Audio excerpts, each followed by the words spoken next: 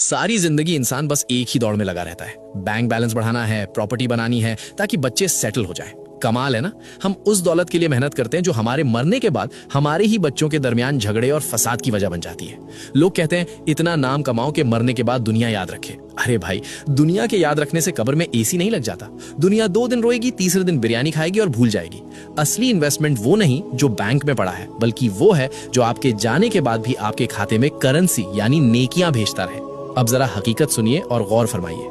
इस्लाम में इसे कहते हैं सदकाए जारिया, यानी वो नेकी जिसका सवाब इंसान के इंतकाल के बाद भी रुकता नहीं बल्कि कयामत तक जारी रहता है। सही मुस्लिम की हदीस 1631 गवाह है कि मरने के बाद इंसान के अमाल का सिलसिला खत्म हो जाता है सिवाय 3 चीजों के, जिनमें से एक है वो नेकी जिसका नफा यानी बेनिफिट लोगों को पहुंचता रहे। तो अगर आप चाहते हैं कि कब्र की तन्हाई में भी आपका रिवॉर्ड सिस्टम चालू रहे तो ये 6 काम आज ही नोट कर लें।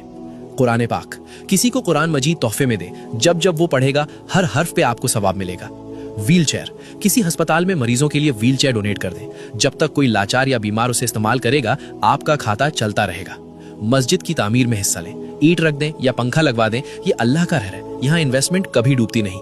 पानी का इंतजाम, कोई कुआं खुदवा दें, बोरवेल लगवाएं या किसी पब्लिक जगह पे वाटर कूलर रख दें। जब भी कोई इंसान, परिंदा या जानवर अपनी प्यास बुझाएगा आपकी रूह को ठंडक मिलेगी। दरख्त, एक पौधा लगा दें। जब भी कोई उसके साए में बैठेगा या उसका फल खाएगा वो आपके लिए सदका बन जाएगा। और छठा रास्ता जो इन सब में सबसे आसान है वो है इल्म फैलाना, जैसे कि अभी आप ये पैगाम सुन रहे हैं। याद रखिए, कब्र का अंधेरा बहुत खौफनाक है। वहां कोई दोस्त, कोई रिश्तेदार, कोई बैंक बैलेंस काम नहीं आएगा। वहां सिर्फ यही छोटी छोटी नेकियां चिराग बनकर जलेंगी। मौत का कोई कैलेंडर नहीं होता, बुलावा कभी भी आ सकता है, इसलिए इंतजार मत कीजिए। ये छठा काम अभी करें। इस पैगाम को अपने मुस्लिम भाई बहनों तक पहुंचाएं। अगर आपकी वजह से किसी एक ने भी इनमें से कोई एक नेकी कर ली तो सोचिए आपकी आखिरत का कितना बड़ा सामान तैयार हो जाएगा।